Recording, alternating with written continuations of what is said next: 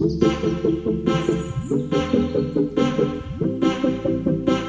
दोस्तों, मैं अमरदीप कादियान। नमस्ते, प्रणाम, सलाम वालेकुम, सत श्री अकाल, जय मसीह की, राम राम जी, जय माता की। दोस्तों, आपका स्वागत है मेरे यूट्यूब चैनल डिसेंट एडवाइस में। दोस्तों, आज हम बात करेंगे माननीय सुप्रीम कोर्ट के आदेश के बारे में, जो अभी कुछ समय पहले माननीय सुप्रीम कोर्ट के आदेश मॉरेटोरियम के बारे में अभी आए हैं। एक बड़ी खुशखबरी उसमें से निकल के आई है। दोस्तों, जैसे कि आपको पता है, कोरोना की वजह से सारे देश की अर्थव्यवस्था डाउन है। हर आदमी और आम और ख़ास उसकी आर्थिक व्यवस्था, उसकी पर्सनल भी चरमरा गई है। अब मेरे देखने में क्या आया है, जो माननीय सुप्रीम कोर्ट ने भी आज डिसीजन में अपने कहा है, वो उसमें क्या निकल के आया बात, अभी फाइनल डिसीजन नहीं आया है। उसमें यह बात निकल के आई है कि जो बैंक हैं और एनबीएफसी कंपनी हैं, वो ब्याज के ऊपर ब्याज ले रही हैं। अब सवाल ये है कि ब्याज के ऊपर ब्याज ले रही हैं, तो केंद्र सरकार ने जब एफिडेविट हल्फनामा पेश कर दिया है और उसमें ये बोल दिया है कि ब्याज के ऊपर ब्याज बैंक और एनबीएफसी कंपनी कोई भी नहीं लेगी, जितना वो बैंक के ऊपर ब्याज लगेगा वो केंद्र सरकार वहन करेगी। अब मुझे ये समझ में नहीं आता, मैं आपको सामान्य बोलचाल की भाषा में बताता हूँ कि जब हम कोई भी आदमी सारे देश में किसी भी बैंक, एनबीएफसी या एचएफसी कंपनी से लोन या किसी भी प्राइवेट कंपनी से लोन लेता है, क्योंकि बैंक, एनबीएफसी और प्राइवेट लेंडर मिला के कम से कम 100 है, 100 से भी ज़्यादा हमारे देश में काम कर रहे हैं। अब जब कोई भी आदमी उनसे किसी भी तरह का लोन लेता है, 10,000 का, 1 लाख का, 10 लाख का, 10 करोड़ का, तो उसके साथ उसका एक एग्रीमेंट होता है, मतलब बैंक का और कर्जदार का, पैसे देने वाले का और पैसे लेने वाले का।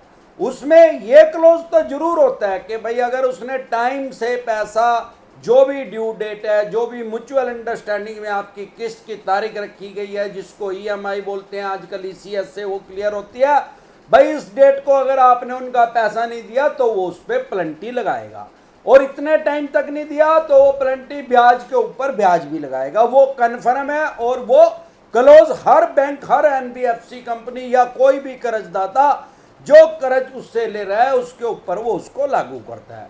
अब सवाल यह है, मेरे को आज तक ये बात नहीं समझ में आई, ये तो सुप्रीम कोर्ट में जाने की इसकी तो जरूरत ही नहीं थी। ये तो बिल्कुल ही बेअकले काम कर रहे हैं बैंक और एनबीएफसी कंपनी, जानबूझ के आदमी के मार रहे हैं। अब ये किस चीज के ऊपर ब्याज लगा रहे हैं, जब बैंक, एनबीएफसी कंपनी सब ने रिजर्व बैंक के आदेश मान के 6 महीने तक का मोराटोरियम दे दिया लोगों को। जब 6 महीने का मोराटोरियम उन्होंने खुद से दे दिया तो एग्रीमेंट कहां टूट गया, ईएमआई कहां बाउंस होगी। जब ईएमआई बाउंस होगी, एग्रीमेंट टूटेगा, तो ही तो वो पेनल्टी लगाएंगे, तो ही तो ब्याज के ऊपर ब्याज लगाएंगे। ऐसा तो कोई क्लोज था ही नहीं। क्यों नहीं था? क्योंकि बैंक तो पिछले 100 साल से ही काम कर रहे हैं लोगों को कर्जाई करने का। 100 साल से कोरोना तो आया ही नहीं। उनको क्या पता था? ना उनको बैंक को पता था, ना आम आदमी को, ना खास आदमी को, ना इंडिया में, ना विदेश में, ना दुनिया के किसी कोने में भैया ऐसी वैश्विक महामारी आएगी। तो वो तो क्लोज था ही नहीं। जब वो क्लोज था ही नहीं, और जब बैंक, एनबीएफसी कंपनी आप खुद से ही ईएमआई का हॉलीडे दे रहे हैं, उसकी छुट्टी कर रहे हैं, एक्सेप्ट कर रहे हैं आपकी रिक्वेस्ट को, आपको 6 महीने के लिए उन्होंने छुट्टी दे दी, फिर ब्याज पे ब्याज कैसा लग गया भाई? वो ब्याज पे ब्याज का क्लोज तो प्लेंटी का है यार। वो तो क्लोज है भाई, जो नहीं ईएमआई देगा तो है।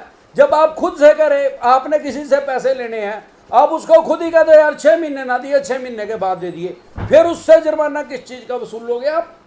तो ये तो बेफालतू की लोगों के ऊपर पेनल्टी लगाई जा रही थी। ये माननीय सुप्रीम कोर्ट ने जब दबाव डाला है केंद्र सरकार और रिजर्व बैंक के ऊपर, तब इन्होंने हाँ भरी है कि हम ब्याज के ऊपर ब्याज छोड़ देंगे। अदरवाइज वो भी नहीं छोड़ रहे थे। वो भी कह रहे थे भाई अर्थव्यवस्था चरमरा जाएगी। यार अर्थव्यवस्था चरमरा जाएगी, न मारेगा के? वहां तो मेरे को तो ऐसा लग रहा है, हाँ आपने सुना होगा एक नारा, गरीबी हटाओ अभियान। इनका तो नारा है गरीबों को हटा दो भाई, गरीबों को हटाओ अभियान, मार दो इनको। भाई साहब, इतनी लोगों की इतनी बुरी वित्तीय स्थिति हुई है और इतना लोगों को मेंटली प्रेशराइज कर रहा जा रहा है इन चवन्नी छाप रिकवरी एजेंटों द्वारा इन्होंने तो लोगों को मरने के लिए मजबूर कर दिया। जो नहीं उस सिचुएशन तक पहुंचे हैं उनका मानसिक संतुलन इन आदमियों ने खराब कर दिया गया है। तो माननीय सुप्रीम कोर्ट का आज जो डिसीजन आया वो एक तो ये, उसके बाद जो एफिडेविट दिया था रिजर्व बैंक ने कि हम आगे ब्याज के ऊपर ब्याज आगे नहीं लगाएंगे, तो आज तारीख जो नेक्स्ट डेट लगी है सुप्रीम कोर्ट में वो 2 नवंबर की तारीख लगी है।